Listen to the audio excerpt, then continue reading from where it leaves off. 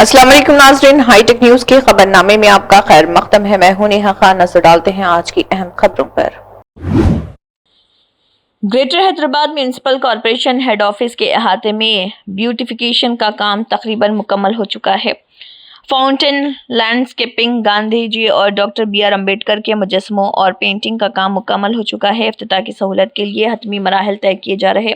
GHMC के mayor Garhwal विजय Lakshmi, deputy mayor मुत्ते Srilata शोभन रेड्डी और अहदेदारों ने पहले ही कई बार ब्यूटिफिकेशन के काम की पेशरफ्त का जायजा लिया है। हुकाम इस महीने की 4 तारीख को फव्वारा और गांधी जी और डॉक्टर बी.आर. अम्बेडकर के मुजस्समों का इफ्तिताह करने के इंतजामात कर रहे।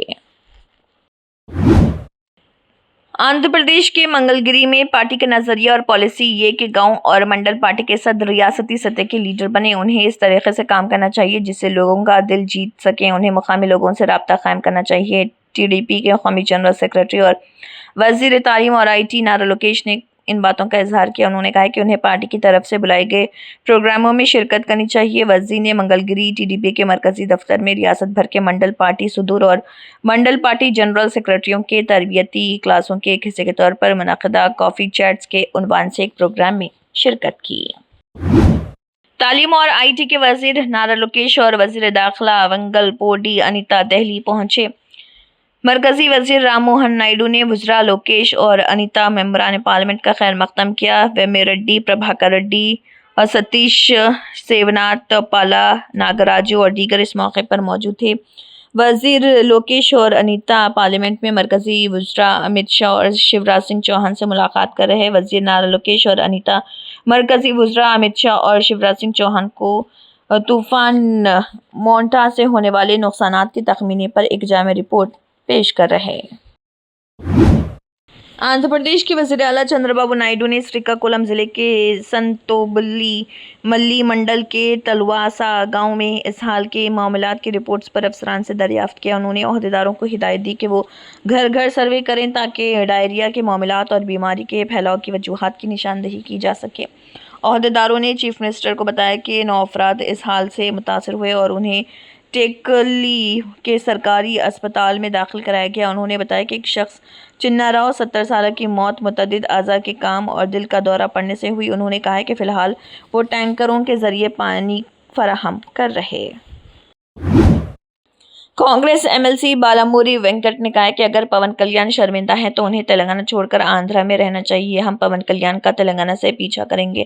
हम तेलंगाना में पवन कल्याण की फिल्में नहीं चलने देंगे। माजी में उनका कहना था कि वो फिल्में खेलने के लिए तेलंगाना को पसंद करते थे, लेकिन अब वो डिप्टी CM बनने के बाद ताकत से बात कर रहे हैं। अगर पवन कल्याण तेलंगाना के अवाम से माफ़ी नहीं मांगते हैं तो हम उनका पीछा करेंगे। और देखिए कांग्रेस MLC बालामुरी वेंकट ने इस ज़िम्मन में मज़ीद क्या कहा। Cinema hero Andhra Pradesh deputy CM Pawan Kalyan Telangana రాష్ట్రం గురించి తెలంగాణ ప్రజల్ని అగౌరవపరిచే విధంగా మాట్లాడటం అనేది చాలా బాధాకరం. గతంలో సినిమాలు ఆడేటప్పుడు తెలంగాణ రాష్ట్రం అంటే నాకు అపారమైన ప్రేమ ఉంది, అపారమైన గౌరవం ఉందని మాట్లాడిన నువ్వు ఈ రోజు ఆంధ్రప్రదేశ్కి డిప్యూటీ సీఎం కాగానే మతి స్థిమితం కోల్పోయి నీ స్వార్థ రాజకీయాల కోసం తెలంగాణ రాష్ట్రం గురించి ఈ రకంగా మాట్లాడటం అనేది చాలా బాధాకరము. నువ్వు నిజంగా నీకు సిగ్గుంటే నువ్వు మాట్లాడిన మాటలకి కుటుంబ సమేతంగా తెలంగాణ రాష్ట్రాన్ని విడిచిపెట్టి వెళ్ళి ఆంధ్రప్రదేశ్లోనే ఉండు. నువ్వు కనీసం సోయి లేకుండా తెలంగాణ ప్రజలు అత్యధిక నీ సినిమాలు చూసి నిన్ను గౌరవిస్తుంటే బలుపుతోటి ఈరోజు తెలంగాణ రాష్ట్రం గురించి ఈ రకంగా మాట్లాడటం అనేది చాలా దురదృష్టవశాతము. నువ్వు ఇదే రకంగా నీ వైఖరికి నువ్వు తెలంగాణ ప్రజలకి తెలంగాణ రాష్ట్రంలో ఉన్న ప్రతి ఒక్కరికి క్షమాపణ చెప్పకపోతే తెలంగాణ రాష్ట్రంలో నీ సినిమాలు ఆడనివ్వము. నువ్వు రేపు పొద్దున తెలంగాణ రాష్ట్రంలో తిరుగుతే నిన్ను పరిగెత్తించి తెలంగాణ రాష్ట్రంకి వెళ్ళి కూడా తెలంగాణ యువత తెలంగాణ ప్రజలు తరిమి కొట్టే పరిస్థితి ఏర్పడుతుందని చెప్పి పవన్ కళ్యాణ్ హెచ్చరిస్తున్నా. तेलंगाना के वज़ीर आला रेवंत रेड्डी ने इस महीने की 13 तारीख को आलमी फुटबॉल लेजेंड लियोनेल मेसी की टीम के खिलाफ मुनक़िद होने वाले फुटबॉल मैच के लिए MCHRD ग्राउंड में प्रैक्टिस की। इस मौके पर उनके साथ दीगर भी मौजूद रहे। तेलंगाना जागृति की सदर कल्वाकुंटला कविता ने तेलंगाना के शहदा की याद में खून का अतिया किया। तेलंगाना जागृति महकमे सेहत के ज़रिए एहतमाम मुनक़िदा तेलंगाना जागृति क़ायदीन ने कविता के साथ बंजारा हिल्स में वाक़ तेलंगाना जागृति दफ्तर में खून का अतिया किया। एमपी शिमला किरण कुमार रेड्डी ने कहा है कि पवन कल्याण ये कोई फिल्म नहीं, 2.5 घंटे की फिल्म नहीं, स्क्रिप्ट पढ़ें और उसे भूल जाएं। लगता है आप डिप्टी सीएम होने की बात कर रहे हैं। आपके जीतने के बाद कौन सी माँ ने अपनी चमक खो दी? वहाँ के मसाइल पर बात करें, ऐसी बात ना करो जैसे तुम दे रहे हो। अब जमहूरी हुकूक पर हमला करने का एक नया आला बन गया है SIR। इसे महरूमों और इस्तेहसाल ज़्यादा लोगों की आवाज़ों को मिटाने के लिए इस्तेमाल किया जा रहा है। इस आमराना हुर्बे के खिलाफ जंग जारी है। इंडिया अलायंस का SIR के खिलाफ एहतजाज दिल्ली में देखा गया। श्रीकाकुलम के MLA गुंडू शंकर ने कहा है कि सैलाब की परेशानी को रोकने के लिए सख्त इक़दाम किए जाने चाहिए। MLA ने म्यूनसिपल इंजीनियरिंग अफसरान के साथ विशाखापट्टनम B कॉलोनी और आसपास के इलाकों मुलेखा कॉलोनी और बुनियादी तौर पर इन सड़कों का दौरा किया जो मुसलसल सैलाब की जद में हैं। उन्होंने Jeevan Jyoti Nagar, Visakhapatnam B colony extension road, B colony 3 line, Sitanagar colony, Indira Nagar extension और दीगर कॉलोनियों का बड़े पैमाने पर दौरा किया, एक जामे मुताला किया और म्यूनसिपल इंजीनियरिंग हुकाम को नहरों और सड़कों की तामीर के तखमीने तैयार करने का हुक्म दिया ताकि मुस्तक़बिल में तौर पर सैलाब की भी परेशानी को रोका जा सके। उन्होंने अहदेदारों को हिदायत दी कि वो सेवरेज को मेन रोड कैनाल से जोड़ने और उन्हें मेन कैनाल से जोड़ने के लिए ज़रूरी सतह की पैमाइश के साथ नहरें तामीर करें। बिजबेहड़ा के कलाम आबरशेद डार की गाय के गोदाम में दोपहर आग लग गई। मुकामी फायर और इमरजेंसी टीमों ने जय वक़ूफ़ पर पहुंचकर आग पर काबू पा लिया और उसे करीबी इमारतों तक फैलने से रोक दिया। खुशकिस्मती से कोई जख्मी नहीं हुआ। गाय के शेड को नुकसान पहुंचा लेकिन जानवरों को कोई नुकसान नहीं पहुंचा। मज़ीद मालूमात के लिए हमसे राब्ते में रहें। राजा शफी की ये रिपोर्ट।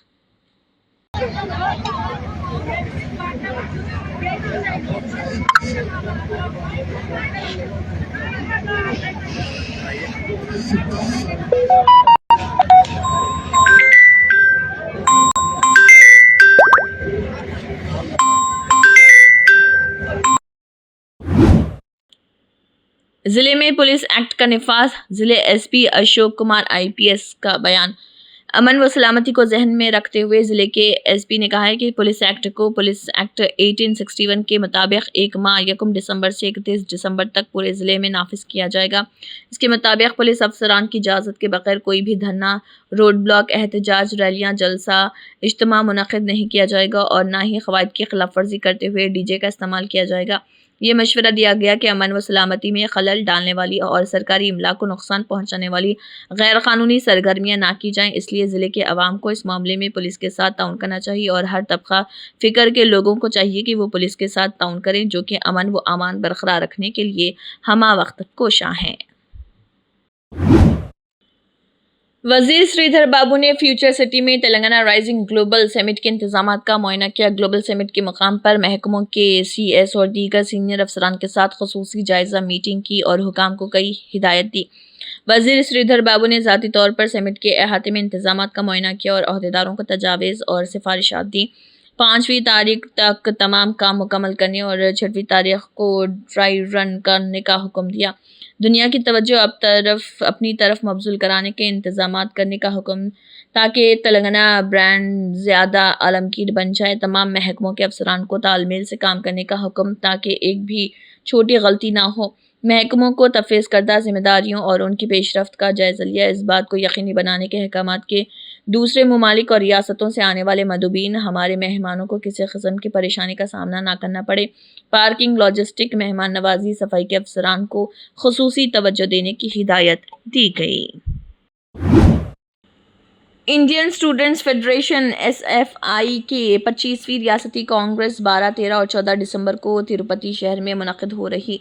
12 दिसंबर को इंटर मैदान में एक रैली और जलसे आम का इनेकाद किया जाएगा जिसमें हज़ारों तलबा से शिरकत करके उसे कामयाब बनाने की दरख्वास्त की गई है।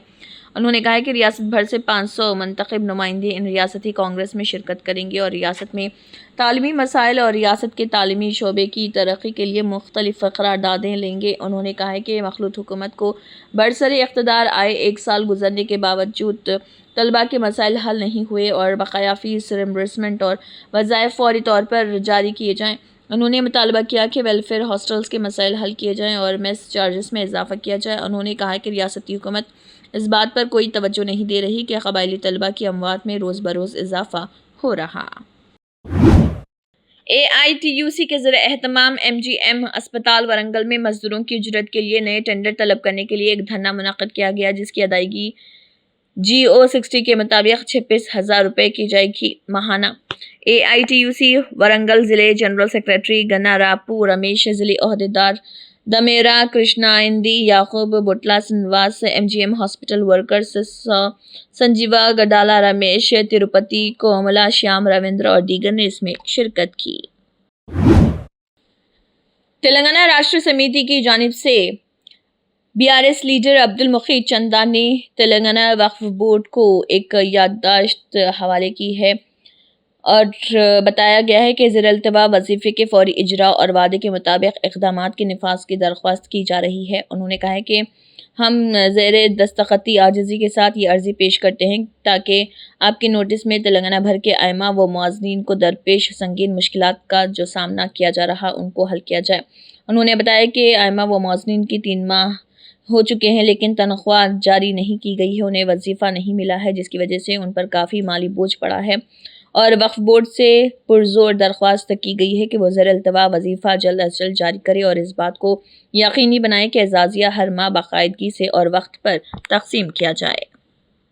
फुटबॉल खेल बंद करो, बंद करो, बंद करो, आवाम से इंसाफ करो, इंसाफ करो, इंसाफ करो, इमाम मुअज्जिन का हक जारी करो, जारी करो, जारी करो, फुटबॉल खेल बंद करो, बंद करो, बंद करो, इमाम मुअज्जिन फुटबॉल नहीं, फुटबॉल नहीं, फुटबॉल नहीं, इमाम मुअज्जिन फुटबॉल नहीं, फुटबॉल नहीं, फुटबॉल नहीं, जय तेलंगाना, जय तेलंगाना, जय केसीआर, जय केसीआर, जय तेलंगाना, जय तेलंगाना, जय केसीआर, जय केसीआर, वक्फ बोर्ड होश में आओ, होश में आओ, होश में आओ, वक्फ बोर्ड होश में आओ, होश में आओ, होश में आओ, फुटबॉल खेल बंद करो, बंद करो, बंद करो, मुसलमानों के साथ फुटबॉल खेल बंद करो, बंद करो, बंद करो, आवाम को फुटबॉल मत समझो, मत समझो, मत समझो, आवाम को फुटबॉल। आदिलाबाद ज़िले मुस्तक़िर के रना देविया नगर ज़िले परिषद हाई स्कूल में पेश आए एक अफसोसनाक वाक़े ने वालिदैन और मुक़ामी रिहाइशियों में शदीद बरहमी पैदा कर दी।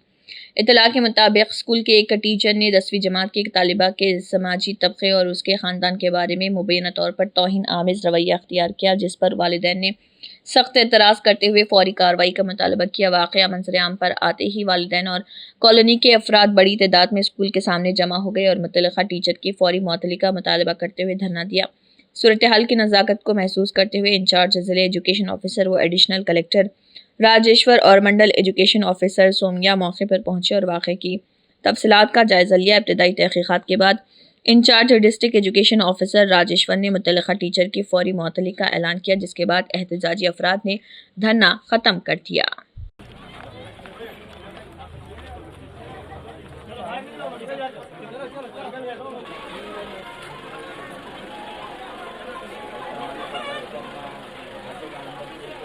ఒకటి ఏమైందంటే ఒక ఉపాధ్యాయుడు పాఠాలు చెప్పకుండా ఒక మహిళల పైన గర్ల్స్ స్టూడెంట్స్ పైన అసభ్యకరంగా మాట్లాడడం, కులపరమైన పంచాయతీ చేయడం, ఒకటేమంటే నువ్వు గొండొనివి, నువ్వు అది నువ్వు ఇది అనడం, మళ్ళీ ఇంకోటి ఏమంటే ఒక స్టూడెంట్ సార్ మీరు పాఠాలు చెప్పాలంటే అతను భుజంపై చేసుకొని ఎందుకు మీ అమ్మ ఇంట్లో ఫ్యామిలీ ఎట్లా నడుస్తుంది, మీ ఫ్యామిలీ గురించి అంటే అతను పాఠాలు చెప్తాడు, అని ఫ్యామిలీ గురించి అతనికి ఏమో అవసరం ఉంటుంది. అతని పని పాఠాలు చెప్పడం వెళ్ళిపోవడం, అంతవరకు అతని పని. అతను ఇదే స్కూల్ కాకుండా ఇంతకుముందు ఒక వేరే స్కూల్లో కూడా ట్రాన్స్ఫర్ అయినట, అక్కడ కూడా సేమ్ రిటర్న్ చేసినట. ఒకటి మా జెన్యున్గా మా డిమాండ్ ఏమంటే అతన్ని పర్మనెంట్ సస్పెండ్ చేయాలా, మేము అలాగే మన పిఎస్లో మేము రిపోర్ట్ ఇస్తాం, అతన్ని రిమాండ్ చేయాలా. మా డిమాండ్ మాత్రం ఇదే సార్. ఈ పని చేస్తున్న ఉపాధ్యాయుడి మీద ఈరోజు కంప్లైంట్ వచ్చింది. మొన్న కూడా డిస్ట్రిక్ట్ కలెక్టర్ గారు కంప్లైంట్ చేస్తే నేను ఎంఏ వారికి చెప్పడం జరిగింది. అన్ఫార్చునేట్ ఏంటంటే ఎంఏ వారు ఈరోజు ఎంక్వైరీకి వచ్చారు ఆ ఇష్యూ మీద. కానీ ఈలోపే వీడు కొంచెం ఏంటంటే ఏదో సమ్ సైకలాజికల్ ఇంబ్యాలెన్స్ ఉన్నట్టు అనిపిస్తుంది. బట్ పూర్తి విచారణలు తేలుతుంది. బట్ అతను ఏదైతే బిహేవియర్ ఉందో ఇట్స్ హైలీ అన్యాక్సెప్టబుల్. అతను ఇమీడియట్లీ సస్పెన్షన్ కోసం చర్యలు తీసుకొని ఇక్కడ వేరే టీచర్ను సర్దుబాటు చేస్తాం. ఎంక్వైరీలో కూడా అతను బిహేవియర్ సరిగా లేనట్టు తేలింది కాబట్టి ఇమీడియట్లీ సస్పెండ్ చేస్తాం. ఈరోజు రణదేవ్ నగర్ జెడ్పిహెచ్ఎస్ స్కూల్లో ఉన్నటువంటి హిందీ పండిట్ ఎండి యూనిస్ గారు ఒక 10th క్లాస్ పిల్లవాడితోటి అసభ్యకరంగా మాట్లాడిందని చెప్పి గురువారం రోజు సంఘటన జరిగిందని చెప్పి ఈ ఇష్యూ పైన కాలనీ వాసులందరూ స్కూల్ దగ్గర ఆందోళన చేస్తుండగా మాకు సమాచారం రాగా మేము రావడం జరిగింది. అలాగే మేము కూడా కాలనీ వాసులకి ప్లస్ ఆ పిల్లవాడి తల్లిదండ్రులకి మాకు ఏదైనా మీ దగ్గర ఏదైనా సంఘటన జరుగుంటే మాకు దరఖాస్తు ఇస్తే మేము చట్ట ప్రకారం కూడా చర్య తీసుకుంటామని చెప్పడం జరిగింది. దాంతో వాళ్ళందరూ కూడా మా మాట విని దరఖాస్తు ఇస్తామని చెప్పినారు. అతనిపైన డిపార్ట్మెంటల్ యాక్షన్ కూడా తీసుకోవడం జరుగుతుందని అడిషనల్ కలెక్టర్ గారు స్కూల్కి వచ్చి చెప్పడం జరిగింది.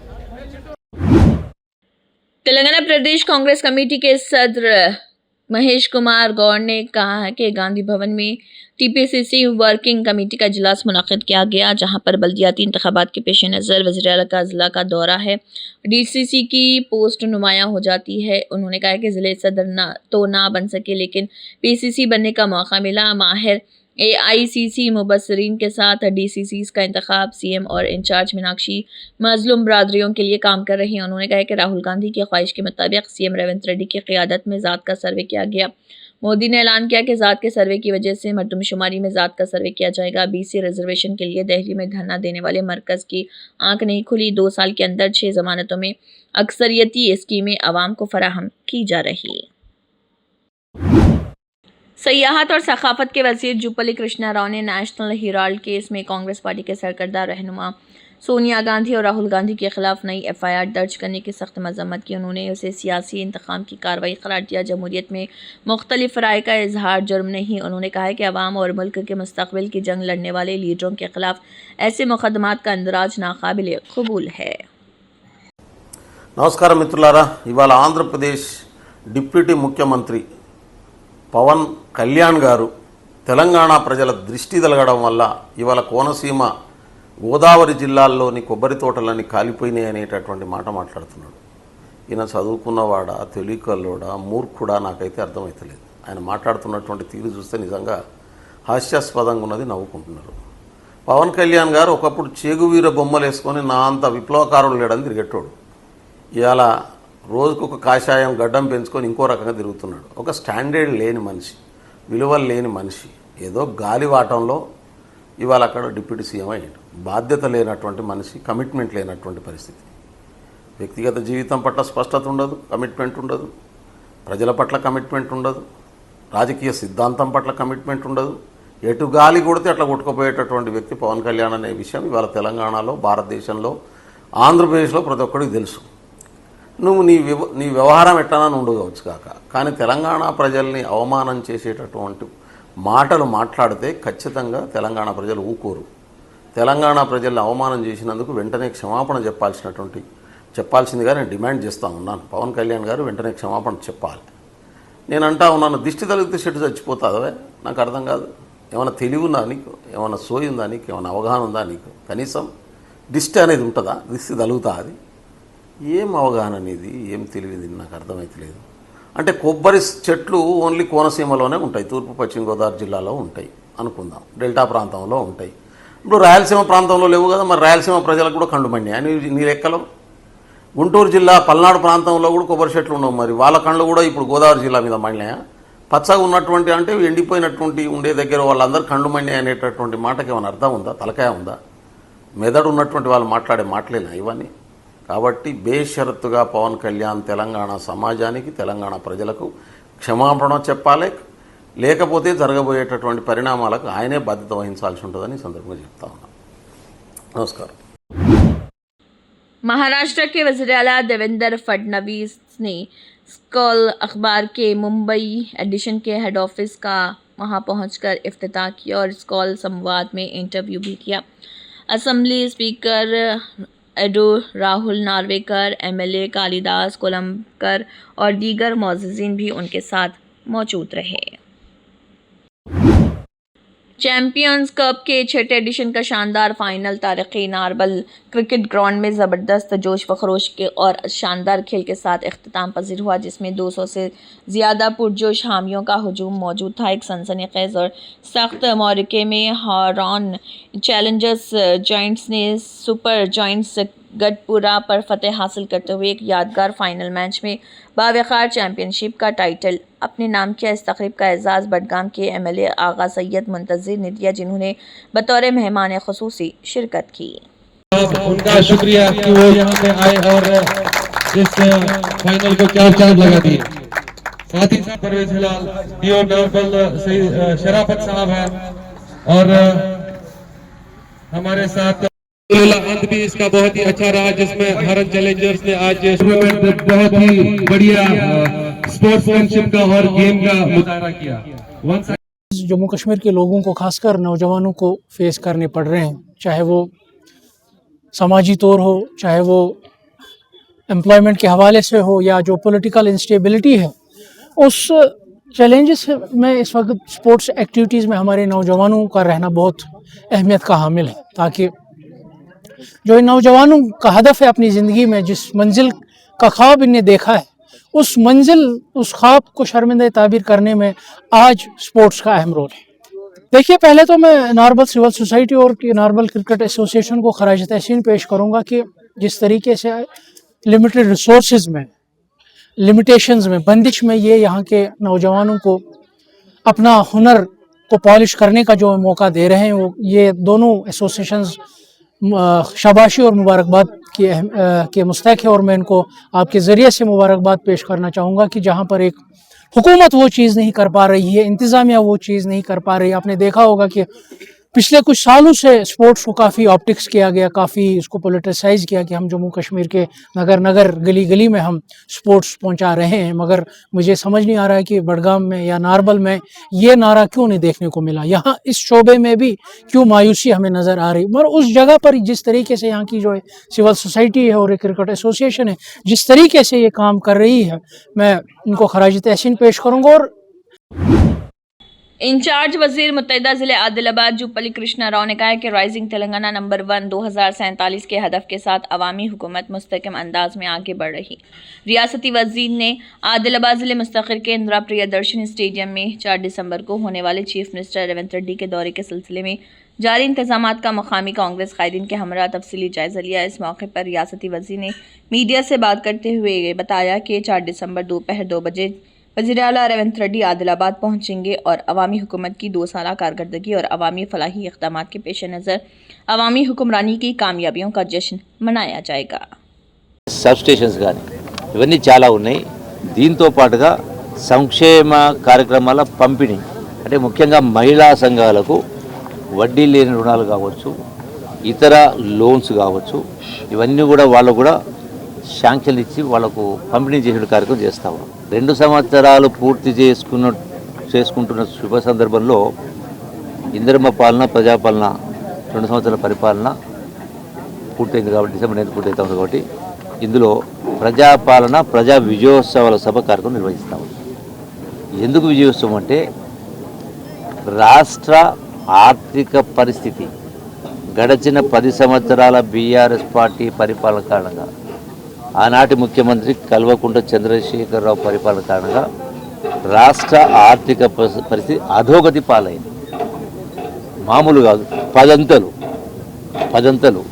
ఇంకొక మాట చెప్పాలంటే, వివరంగా చెప్పాలంటే, గడిచినటువంటి 64 సంవత్సరాల్లో 22 మంది ముఖ్యమంత్రి పరిపాలన చేస్తే రాష్ట్రం పైన ఉన్న అప్పు కేవలం 65,000 కోట్ల రూపాయలు ఉంటే, ఒక్క ముఖ్యమంత్రి కేసీఆర్ పరిపాలనలో అది 8 లక్షలకు। नागर कर्नूल के एमपी डॉक्टर मल्लू रवि ने तबसरा किया कि पार्लियामेंट ड्रामा सेंटर में तब्दील हो गई है। इंडिया अलायंस के तमाम मेंबरान पार्लियामेंट SIR पर बहस चाहते हैं, लेकिन NDA हुकूमत खौफजदा है। मल्लू रवि ने नई दिल्ली में तेलंगाना भवन में सहाफ़ियों से बात की। इस मौके पर उन्होंने वज़ीर आज़म मोदी और NDA हुकूमत को तनक़ीद का निशाना बनाया। इंडिया अलायंस के तमाम मेंबरान पार्लियामेंट ख़ुसूसी गहरी नज़रसानी पर बहस चाहते हैं। जब भी हम बहस के लिए कहते हैं, ऐवान को मुलतवी कर दिया जाता है। इस वक्त पार्लियामेंट ड्रामे का मरकज़ बन चुकी है। NDA हुकूमत किसी भी मामले पर बातचीत नहीं कर रही। अपोजिशन अरकान बहस का मुतालबा करते हैं तो वज़ीर आज़म कहते हैं कि ये ड्रामा है। क्या ये ड्रामा है कि हम आवाम की तरफ से सवाल पूछते हैं? इसमें जमहूरियत कहाँ है? MP मल्लू रवि ने पूछा।